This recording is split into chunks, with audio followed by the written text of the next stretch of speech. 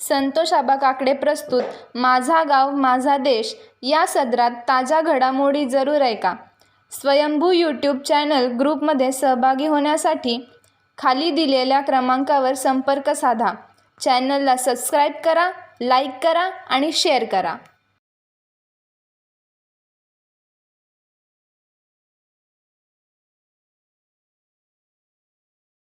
विजयराव काकडे दोन्ही सरदारांचं अतिशय मनापासून आभार मानतो, त्यांना धन्यवाद देतो की अशा प्रकारे मेळावा घ्यावा आणि ते सर्व काकडे परिवाराला एकत्र करावे ही अतिशय सुंदर कल्पना त्यांनी मनामध्ये आणली. त्याला प्रतिसाद देण्याच्या उद्देशानं प्राध्यापक सीताराम काकडे यांनी जे सांगितलं 16 वर्षापूर्वी जो मेळावा पहिला मेळावा पांगाऱ्यामध्ये झाला होता. पांगाऱ्यामध्येच का तर पांगारे हे सरदार सूर्यराव काकडे यांना 1665 साली पुरंदरच्या तहामध्ये जी कामगिरी केली त्याबद्दल पांगारे, निंबू, जेऊर, वांडकी आणि सातारा जिल्ह्यातील पिरानी परमाणा अशी 5 गावं बहाल करण्यात आली होती, देणगी दाखल देण्यात आली होती.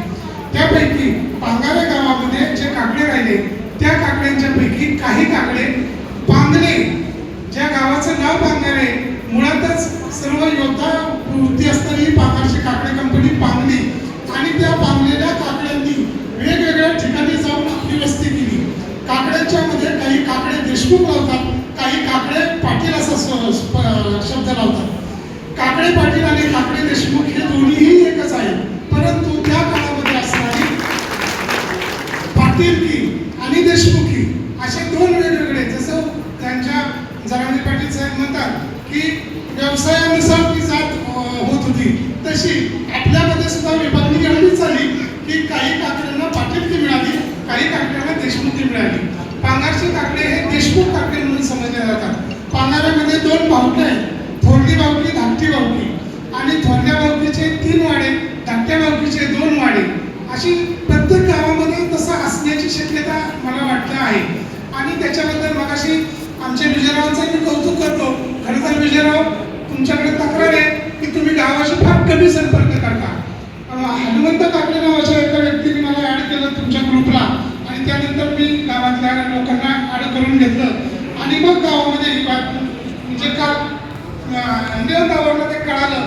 त्याच्यामुळं आम्ही 5 वाड्याचे 5 प्रतिनिधी म्हणजे तशा अर्थानं आम्ही 5ही वंशज आहोत आणि त्या आम्ही आलो. केवळ वंशज असतं हा मोठेपणा नाहीये, तर त्यांच्या कार्याला दुजोरा देण्यासाठी तुमच्यामध्ये तितकी प्रेरणा येणं आणि तितकं काम करणं, तुम्ही समाजासाठी काम करणं. मुळात काकडे परिवार हा योद्धा परिवार आहे. प्रत्येक काकडे हा योद्धा असलाच पाहिजे. कारण काकडे या शब्दाचा उल्लेख करताना बऱ्याच वेळा असं कार्यमग्न, का म्हणजे कार्यमग्न, कर्माला प्राधान्य देणारा क आणि डे हा शब्द मात्र मी आवर्जून वापरतो. काकडे हा डेंजरस असला पाहिजे. कशासाठी डेंजरस असला पाहिजे की तो आपल्या कुठलेही स्पष्ट वक्ता असला पाहिजे, त्याने त्याच्या मनात येईल ते सांगितलं पाहिजे आणि त्या पद्धतीने केलं पाहिजे. खूपच समाधान वाटतं की मला या ठिकाणी तुम्ही बोलण्याचं दिलं, पण मला थोडीशी सुधारणा करायची. मगाशी आपण रोहित जाधवांचं ते ऐकलं, त्याच्यामध्ये त्यांनी सांगितलं की रात्रीचं काम करून वगैरे केलं. रोहित जाधवांनी खूप मदत केली. ती काकड्यांची जी समाधी आहे ना, ते शोधण्याचं खरंच श्रेय जातं. अनिकेत काकडे, मयूर काकडे ही पांगारची आमची तरुण मुलं आहेत.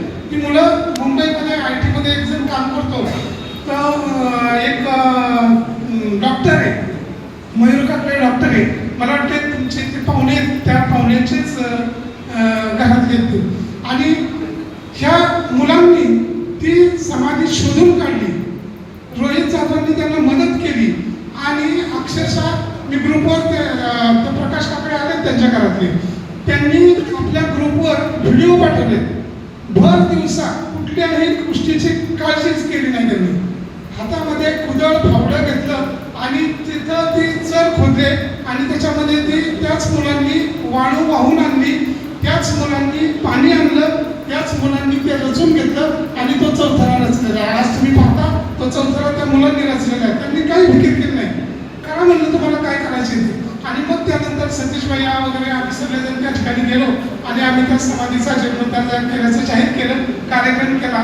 9 फेब्रुवारी माघ शुद्ध एकादशी 9 फेब्रुवारी ही त्यांची बलिदानाची तारीख आहे. ती तारीख आपण एक कॅलेंडर करतो, त्या कॅलेंडरमध्ये पण आम्ही ती छापायला सुरुवात केली गेल्या 8-10 वर्षापासून. अशा पद्धतीने ते केलेलं आहे. त्यामुळं सूर्यरावांच्या बद्दल बरेच माहिती आता उपलब्ध होत चालली, अधिकाधिक माहिती उपलब्ध करायची. आणि मी आत्ताने एवढ्यासाठी इथं बोलण्याचा आग्रह केला की सूर्यरावांचं जर स्मारक व्हायचं असेल तर ते पहिल्यांदा स्मारक पांगारे गावामध्ये व्हावं अशा आमच्या सगळ्या इच्छा आहे. तिथं आम्ही काही लोक आता जमीनही दान करणार आहेत, काही लोक पैसेही देणार आहेत, पण फक्त जमीन पैसा एवढे घेऊन नाही होत, तर माणसाची इच्छाशक्ती पाहिजे, मनशक्ती पाहिजे. आणि ती सगळं आपण एकत्र इथं आलो, आपण सर्वांनी मिळून हा विचार केला, आपण नक्की ते तडीस नेऊ.